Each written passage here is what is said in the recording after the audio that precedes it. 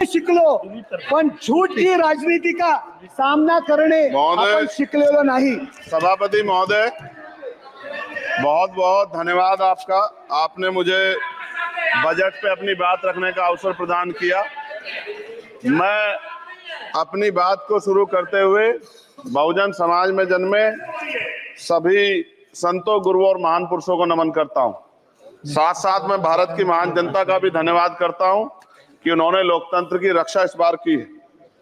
सभापति महोदय, पिछले 10 सालों में सरकार की नीतियों के कारण गरीब और गरीब हुआ और अमीर हुआ है, यानी गरीबों और अमीरों के बीच फासला बढ़ गया है। सारे देश की संपत्ति को चंद अमीरों के हाथ में दे दिया गया है। ये हमारे संविधान की मंशा और समतावादी समाज के लक्ष्य के खिलाफ है। अतः हमारी नीतियां गरीबों के पक्ष में भी होनी चाहिए। जातिगत जनगणना, SC, ST, OBC यानी कि जो बहुजन समाज के लिए आज जीवन मरण का प्रश्न है, इसके बारे में कोई बात बजट में नहीं की गई है। इसके बाद जनसंख्या के अनुपात में बहुजन समाज को सभी क्षेत्रों में हिस्सेदारी मिलनी चाहिए, तभी बाबा साहब अम्बेडकर का जो सपना है समतामूलक समाज का, वो पूरा होगा। महोदय, एक ऐसा विकसित भारत है जिसमें आज भी सफाई कर्मचारी को पक्की नौकरी नहीं मिल रही है और उसको गटर में उतरने के लिए मजबूर किया जा रहा है। उनके लिए कोई अलग से बजट नहीं है। बजट बन सकता है अगर सरकार चाहे। SC, ST को जो सब प्लान मिलता था, SPC का जो पैसा मिलता था, वो बजट से हटा दिया गया है। साथ साथ देश के स्तर पे आशा, आंगनबाड़ी, भोजन माता, ग्राम सेवक, PRD जवान, होमगार्डों के मानदेय में बढ़ोतरी नहीं हुई है। ऐसा कुछ भी नहीं दिख रहा है कि उनके जीवन में खुशहाली आ जाए। इनका मानदेय बढ़ना चाहिए। विधवा, वृद्धा, विकलांग पेंशन प्रत्येक महीने 500 रुपए से बढ़ाकर 5000 रुपए की जानी चाहिए, क्योंकि महंगाई बढ़ रही है। देश में प्रधानमंत्री जन कल्याण योजना के तहत SC, ST, OBC और मुस्लिम को कितने घर दिए गए, इसका कोई आंकड़ा सरकार के पास नहीं है। देश में इसी तरह SC, ST, OBC के लिए कितने परिवारों को शौचालय की व्यवस्था कराई गई। आज भी सिद्धार्थनगर जैसे जिले और तमाम जिले जो है वहां शौचालय की व्यवस्था नहीं है। इस पर ध्यान देना चाहिए। देश भर में SC, ST, OBC के जो रिक्त पद पड़े हुए हैं, बैकलॉग भरना चाहिए। सरकार ने कुछ नहीं कहा। ये कैसी विश्व की 5वीं अर्थव्यवस्था है जिसमें आज भी SC, ST पे अत्याचार हो रहा है, महिलाओं के साथ रेप हत्या हो रही है। NCRB का डाटा पढ़ेंगे तो खून के आंसू रोने पड़ेंगे। युवा बेरोजगार है सड़कों पे। 80 करोड़ लोगों को 5 किलो राशन में जीवन यापन करना पड़ रहा है। जो बजट SC, ST को मिलता है, मेरे दाएं तरफ जो साथी बैठे उनको बुरा लगेगा, कर्नाटक में 14,732 करोड़ रुपए इन्होंने दूसरी योजना में लगा दिए और मध्य प्रदेश में आपने 95 करोड़ रुपए जो है दूसरे बजट में लगा दिए। हमारा जो मिलता है उसको तो मत छीनो भाई। MSP की लीगल गारंटी कोई बात नहीं हुई है। किसानों को जो 6000 रुपए मिलते हैं उसको बढ़ा के 12000 रुपए करना चाहिए और फसल बीमा जो है उसका सारा प्रीमियम सरकार भरे, किसानों पर बोझ ना लगे। रिजर्वेशन प्रमोशन में लागू नहीं किया गया, पुरानी पेंशन को बहाल नहीं किया गया, इस पर चर्चा नहीं हुई। देश में मनरेगा समय न्यूनतम मजदूरी की दर 700 रुपए होनी चाहिए। समान काम समान वेतन पॉलिसी लागू होनी चाहिए।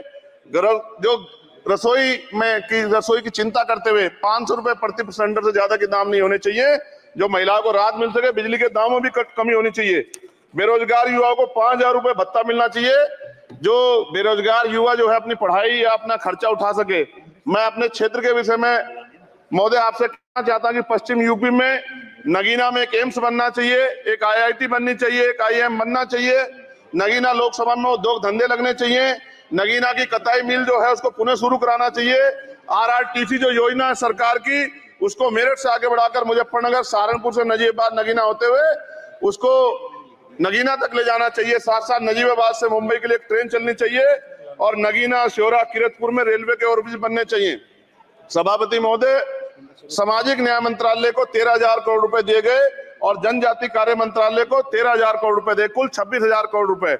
जो कुल बजट 48.20 लाख का लगभग 0.54% है, जबकि हमारी संख्या 25% से ज्यादा SC, ST की और बहुजन समाज की मिलाओगे तो 85% से ज्यादा है। और हमारे विकास के लिए सरकार 1% बजट 1% पैसा खर्च कर रही है, जो मिलना हमें चाहिए, जबकि मिलना हमें 25% चाहिए। ये ऊंट के मुंह में जीरा के समान है, कहावत हमने बहुत दिन सुनी थी। पिछले लंबे समय से हमारे साथ धोखा हो रहा है, लेकिन अब ये नहीं चलेगा। चंद लोगों की तराजू से देश के संसाधन नहीं बटेंगे। इस देश का बहुजन समाज बर्दाश्त नहीं करेगा। संसाधन का बंटवारा संख्या के आधार पे होगा। माननीय काशीराम साहब नारा लगाए थे, ना तो वोट हमारा राज तुम्हारा चलेगा, और आज हम कह रहे हैं ना ही वोट हमारा और नोट तुम्हारा चलेगा, इस बात का भी ध्यान जो है सरकारों को देना पड़ेगा। आपके माध्यम से सरकार से मेरी एक मांग है, सरकार इस योजना का लाभ भी अपने आप ले ले, श्रेय भी ले ले कि 1 लाख रुपए सालाना बहुजन समाज के अत्यंत गरीब परिवारों को दे।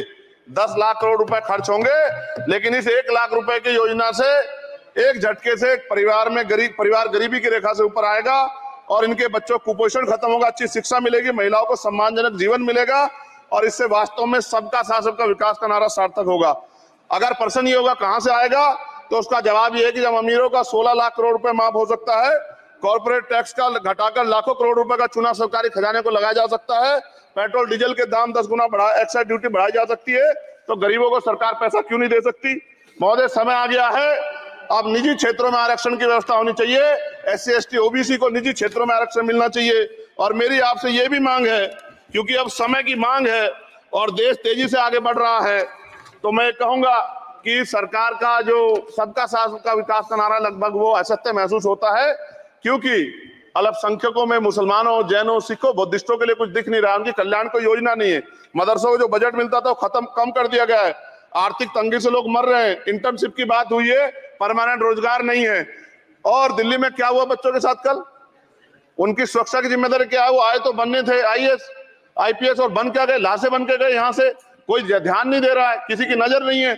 साथ साथ मैं आपसे ये भी आग्रह करूंगा कि हम ग्रामीण क्षेत्रों से आए लोग देश से बड़ा प्रेम करते हैं और हम ये महसूस करते हैं कि सरकारें हमें सुनेंगी, सरकारें हमारे बारे में सोचेंगी, लेकिन ऐसा महसूस हो जाता है आजादी के 75 साल बाद, और जिसको अमृत काल कहा जा रहा है, आज भी SC ST OBC के लोगों पे अत्याचार हो रहा है। अभी 2 दिन पहले गोली से उड़ा दिया गया गाजियाबाद में और राजस्थान में गर्दन काट दी गई। ये घटनाएं देख के डर लगता है, घर से निकलते हुए भी कि आने घर वापस लौटेंगे नहीं लौटेंगे। तो मेरा सरकार से आग्रह है, अगर आजादी के 75 साल बाद भी हमें हमारी हत्या हो रही है, तो हमारी मां को भी दर्द हुआ होगा जब उसने हमें पैदा किया हो, हमारी बहनों को भी हमारे खोने का दर्द होता होगा। कैसी कानून व्यवस्था है आपकी, सब कुछ है आपके पास, फिर भी जो है महिलाओं पर रेप नहीं रोक पा रहे हो, हत्याएं नहीं रोक पा रहे हो, गरीबों, दलितों, पिछड़ों, किसानों, मजदूरों की जान नहीं बचा पा रहे हो। किसान सुसाइड कर रहा है, नौजवान सुसाइड कर रहा है, और बड़ी बड़ी बातें होती हैं, इधर भी अच्छे लोग हैं, इधर भी अच्छे लोग हैं, लेकिन अच्छाई तब होगी जब जमीन पे भी कुछ काम दिखाई देगा। और जमीन पे महोदय कोई काम दिखाई नहीं दे रहा है। जब कोई योजना की बात आती है तो सरकार हमसे मुंह मोड़ लेती है। आप बताइए, एजुकेशन का बजट कम कर दिया, हेल्थ का बजट कम कर दिया। मैं अपने क्षेत्र में गया तो आप विश्वास कीजिए, डॉक्टर नहीं है, स्कूल में मास्टर नहीं है, और कोई भर्ती ऐसी नहीं जिसका पेपर लीक नहीं होता है। तो देश किस तरफ जा रहा है और इसमें नौजवानों का भविष्य क्या है, इसके बारे में हमें चिंता करनी चाहिए। और अंत में अपनी बात को खत्म करते हुए मेरा आपसे आग्रह और आपके माध्यम सरकार से आग्रह है कि यहाँ बाहर बाबा साहब अम्बेडकर की मूर्ति लगी हुई थी, वो करोड़ों लोगों की आस्था से जुड़ा विषय है, और आप विश्वास करो इतना गुस्सा है उसको लेके। मेरी आपके माध्यम से मैं हाथ जोड़ता नहीं हूं, लेकिन मैं हाथ जोड़ के आपसे आग्रह कर रहा हूं कि प्रधानमंत्री जी, सरकार से हमारी आग्रह कि वो अम्बेडकर वादियों के सम्मान का ध्यान रखते हुए, उनके जो है दिल की पीड़ा को समझते हुए, दर्द का ध्यान रखते हुए उस मूर्ति को पुनः स्थापित करा दीजिए। अगर इसमें कोई राजनीतिक कारण अलग बात है, लेकिन मैं कंक्लूड कर रहा हूं। मगर मैं आपसे कहना चाहता हूं, इसमें बहुत गुस्सा है। जिस दिन अम्बेडकर वादी गुस्सा हो जाएगा, वो फिर इस सरकार को जो 24 में आ गई है, वो आने वाले चुनाव में ऐसा सबक सिखाएगा कि दोबारा पलट के नहीं देख पाओगे। तो मैं आपका धन्यवाद करता हूं, और मुझे विश्वास है कि सरकार मेरी बातों पे गौर करेगी और गरीबों के बारे में सरकार सोचेगी, गरीबों को आगे बढ़ने के अवसर प्रदान होंगे। धन्यवाद। ऐसे कितने बच्चे हैं जो घर पे बोलने में तो बिल्कुल नहीं शर्माते,